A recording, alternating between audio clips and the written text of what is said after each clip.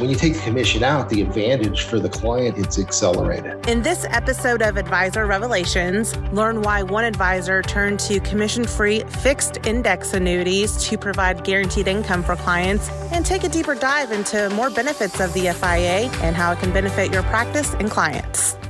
Hello, everyone, and welcome to the Advisor Revelations podcast. Today, we're going to jump right to it and focus the entire podcast on commission-free fixed indexed annuities. We'll discuss why this solution is so relevant now in financial planning and how RIAs are utilizing this product for their clients. And to help us out with this topic today, we're going to be interviewing Tim Brown, who is the family officer at 360 Family Office. Tim, thanks for joining us today. Thanks for having me. Tim, you've been working with us for a little over 2 years now. So before we get started, would you mind sharing a little bit about yourself and the 360 Family Office? Well, I started out as 360 Wealth Resources as the RIA back in 2012. And before that, I'd been the typical IIR. I come with a financial planning background.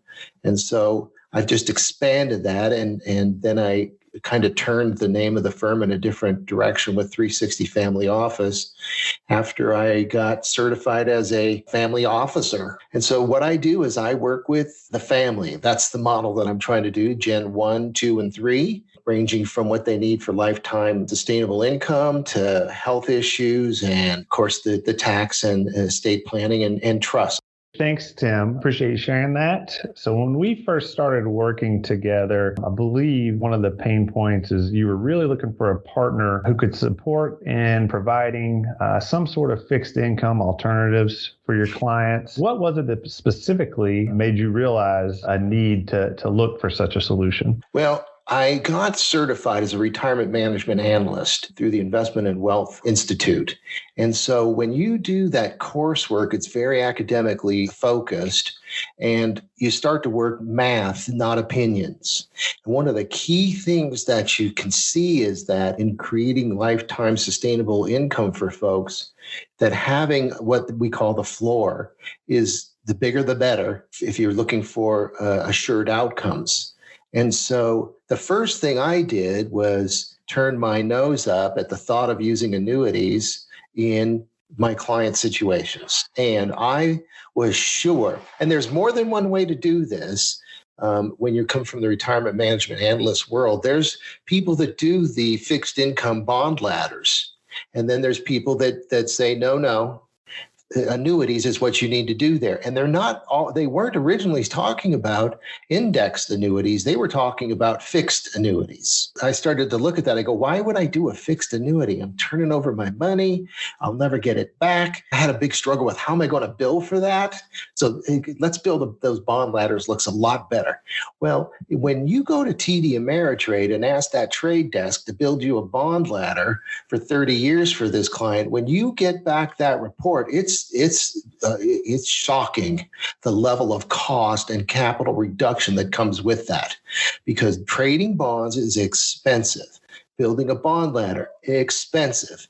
And so I just kept searching and I came across this Wade Pfau guy and he was talking about annuities. And then I started to understand that he was talking fixed annuities originally, and then the indexed annuity came to light. And so I thought to myself, you got to be kidding me. I can get some rate of return that's without any downside. So I got really excited. Then I found the products that provide me with the lifetime income rider. And I started thinking to myself, this is a whole new world. So that was pretty exciting at the time. It definitely was. And you mentioned the floor and creating some outcomes. Could you expound on that for us, Tim, a little bit about what you meant by floor? Yes. So what we think about is that people have three kinds of capital. They've got financial capital, which is their savings and how they've invested that. And they have human capital, always an interesting measurement of how much potential earnings do you have left? Where are you with the human capital? And then there's what they call social capital, which is pensions, Social Security, and annuities. And so when you looked at building a floor, that was going to come out of the social capital spot. So you're looking for what kind of pensions do you have? Where's the Social Security payments coming in?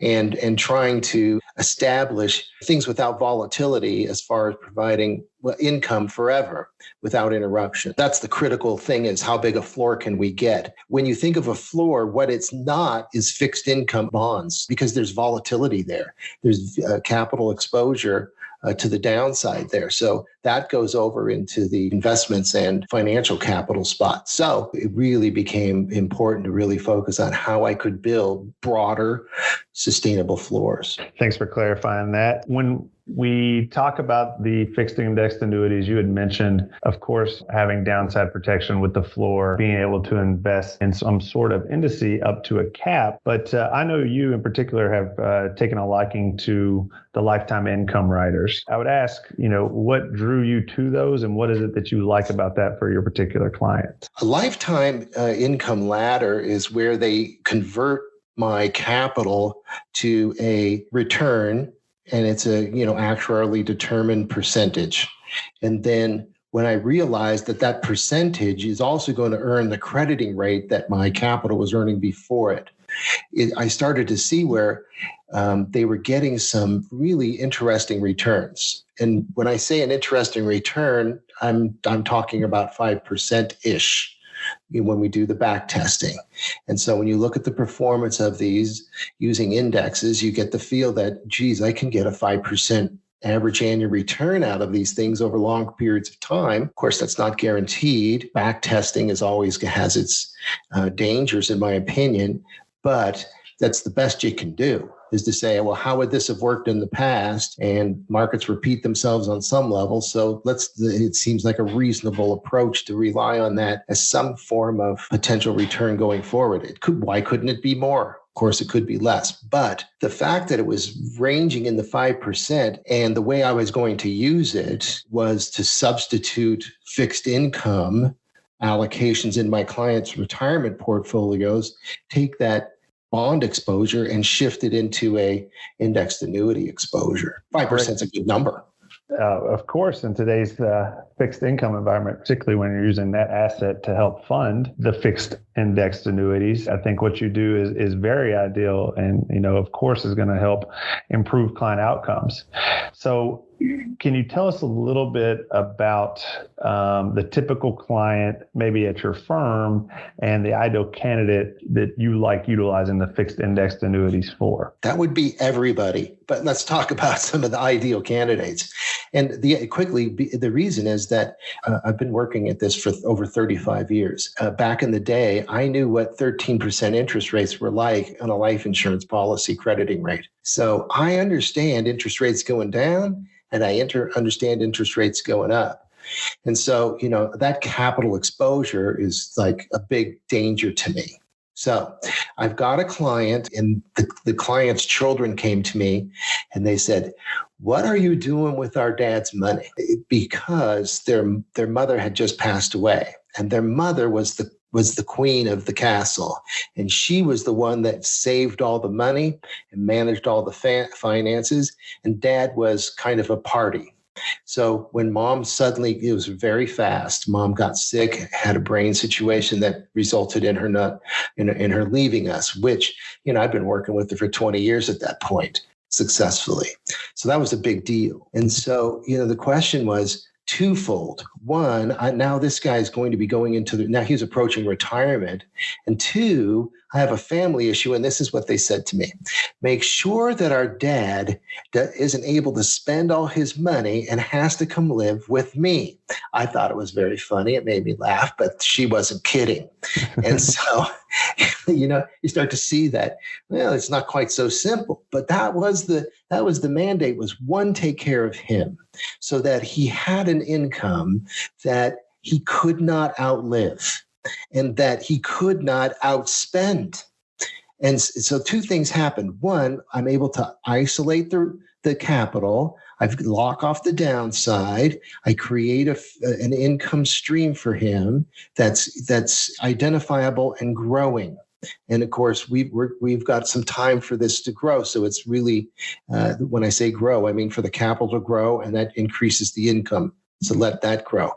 Second thing it did was once I locked off that fixed income risk, or the part of the portfolio that I needed as a volatility buffer, that is no volatility buffer, it enables me to really not worry about what I'm doing as much with the equity side. Now I've got the equity volatility isolated, and I'm working that portfolio out of the corner of my eye with those two beneficiaries in mind. The very person who said, make sure dad doesn't come live with me, I'm also taking care of her, because she's going to be the beneficiary most likely of that part of the portfolio, of those legacy assets. And so it frees me up to know that she's 30-ish. And so I've got a long time frame to be able to work through market up and down and not flinch when the market's going down, when this guy's demanding pretty significant income. I mean, I send the guy $350,000 a year. So, that's a lot of shifting around in a portfolio to make sure that happens. So, it's a fun job. But when it not only does it benefit her, it benefits my client, the father, her brother, and then it lets them live free from market volatility. February 2020, March 2020, these people aren't on the phone with me. They couldn't care less. That's not a conversation to be had. They're like, yeah, whatever. We already planned. The markets go down, and we've already planned for that. So it really frees up what you can do for your client when you've got these when you kind of pensionize his IRA, which is pretty big, and his 401k balances, which are pretty big, and then you can really take care of that next generation in a different way, different thought process. That's a phenomenal story, and I think one that probably hits home with a lot of our audience here at Advisor Revelations. Described a lot of the economical benefit and what adding some of those guaranteed lifetime income strategies does to the rest of the portfolio, being able to invest how you want. You said more freely in equities when we're thinking about a legacy asset, because I do think that's a big misconception that a lot of advisors have is if I'm adding an annuity to the portfolio, then I'm automatically reducing the legacy value of this client's portfolio. And I know you've done the research and ran the numbers, and that's just not true. That is incorrect math. And not in every case, everyone's a one-off. And we know that about our clients. However, when you do the math and you see how that lifetime income rider, I've always picked the kind where it gets the crediting rate. So slightly smaller at the beginning, and then it grows. But when you start to see that thing growing, and I've got a joint account, and the story I told you was a single, that's true, but I use it a lot in the married clients because I love that joint account feature of it. It's lifetime income for that family. When you look at what the growth is, as that income stream grows at that 5% or so rate, it starts to free up the equity side. We won't be needing that money. The math is really compelling. Agreed. And what types of softwares or research help you come to that conclusion? Yeah, I use eMoney was what I was doing my modeling in. And so I had gone to a seminar that eMoney gave. And at that eMoney seminar, they started talking about how it requires this process to really get those lifetime income riders into the model. But that illustration, when people see what that illustration looks like, they're like, you seriously? What we're trying to do is in eMoney, it's a cash flow report. And on that right side, it says remaining assets. And when you see the numbers that we're generating on that right side, nothing's guaranteed. There's no doubt about it. I trust no one, but at least I'm generating some super positive outcomes. And it's very simple in the eMoney process to toggle something off and see what it looks like with and look at what it looks like without. And when you remove the risk of interest rates rising and the capital carnage that results on a fixed income portfolio when that happens, it's really compelling. A lot of that discussion was just around you, the advisor, seeing the economics, running the math of including a fixed index annuity with a living benefit rider for that guaranteed income that does free up a lot of that equity portion of the portfolio. Could you walk us through how you think clients respond psychologically to having some of those guaranteed income features inside their portfolio? I think you touched on it a little bit with that particular client, but do you tend to see ease, if you will, from the clients? I have a grandpa that he's no longer with me. He was all about the pension. Oh, yeah. Grandpa John had freed up life because he had pensions coming in. He was someone I really admired, and he was a banker, and he had created these pensions for himself over time. And that's a magical word in a world where people don't have them. Pension plans don't exist in the private capital world. And so when you start showing someone that they can have a pensionized, I call it pensionized IRA or a pensionized asset in any form, they start to say to themselves, wow, are you saying that I can spend all of the money that I have in this account, and even if it runs out, they're going to still pay me and pay me that growing amount right there? It's a very exciting moment in those ledgers when we show those illustrations and they start saying, well, what happens when I get done spending all this money at that distribution rate, which is not sustainable mathematically? It's a very pleasant conversation. My client was in the insurance business for a very long time. My brother had a degree in actuarial science. This client was his friend from high school. So he says, I want Dave Brown to take a look at this for me. So my brother gets the illustration and starts looking it over, and he gets on the phone with me, and we have these involved discussion about actuarial assumptions and mortality credits. And he got to the end of the conversation and says, excuse me, brother, and used a couple of expletives in there. How come I don't have one of these? I want this right away. And he loves the idea of that certainty. And he knows when he pushes the button, start getting that income, that it's going to work very nicely for him in the future. Tim, I think a lot of those stories are obviously real world. And I think a lot of clients feel that same sentiment, right? We see a lot of surveys or research talking about retirees or soon to be retirees and how much they crave some sort of guaranteed income stream. You mentioned it, you called it pensionizing IRAs. Sometimes here at DPL, we call the fixed indexed annuities with living benefits a personal pension, right? With that said, there seems to be some disconnect between some of that research on clients and really a lot of advisors out there. We see a lot of advisors that still believe in an investment-only approach for their clients, that they don't really subscribe to guaranteed income in the portfolio. We'll see them often increasing equity allocations to offset low bond yields, even with older clients, so increasing risk in the portfolio. What would be your thoughts on that strategy? Tell us a little bit more about why you think the guaranteed income is so important. In a competitive marketplace, I welcome those people thinking that way. It's unfortunate for their clients because it's mathematically incorrect. And I think that's what's missing from a lot of the experience is when I look at something without having the mathematical evidence provided. So when I did that retirement management analyst work, getting that certification, there was some serious people talking to us about the real world. And we were looking at real life numbers and studies. And when you introduce that guaranteed income, the outcomes are shockingly, significantly more secure. And it's a no-brainer once you see the compelling math behind it. I have a lot of opinions in my life. And so what happened was I had to learn that my opinions are nice and everything. When I did the work, when I saw the math, when I saw the outcomes for my clients, I'm a competitive guy. I want to win.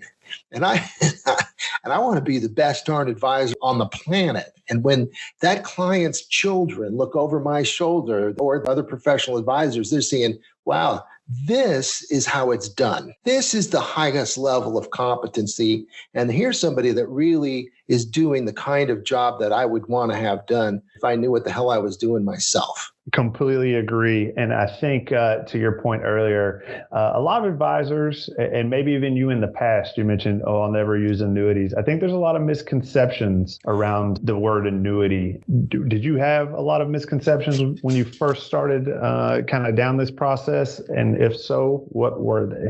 Well, I grew up, so to speak, I worked in an annuity shop where the guy was running the shop was into annuities and he was churning them and burning them. Like if he would, somebody'd be in there and he'd get the bonus. And then 3 years later, he'd be flipping them out of there using the next bonus to pay them out of the surrender charge. It was something to see. And so my point of view is that's for the other guys who are not really interested in what's happening to their client, but interested in happening to their back pocket. And using those commissioned annuities was absolutely out of the question. They don't mathematically work for me. Why would I want to ask an insurance company to do what I can do for myself, which in a variable annuity process, there's a lot of ways for me to replicate that kind of environment and those kind of returns. I'm not really interested in locking my client's money up and collecting a commission. And so I would never use annuities. If I wasn't inherited, there was no annuities going on in my shop. What changed was when I realized that the conversations I was having were guys talking about non-commissioned annuities. And I thought to myself, what does that look like? That was where the ship started really turning, was when I started to see the math was so compellingly different from a commissioned product to a non-commissioned product that I could really start to consider, okay, I'm not really talking about annuities. I'm talking about a tool that creates a fantastic outcome for my client, just like any other thing that I do, any other kind of portfolio allocation. Where do I find an advantage? Why would I use that allocation? What percent do I want to use? There's no change in my point of view. It's like, this is where I create the advantage right here by using a non-commissioned product. Thanks for sharing. I couldn't have said it better myself, Tim, regarding commission versus commission free. So while we're on the topic, some of our listeners might be new to DPL. What would you say the biggest value add so far is for you to be a partner with DPL, and how do you intend to continue to leverage DPL in the future?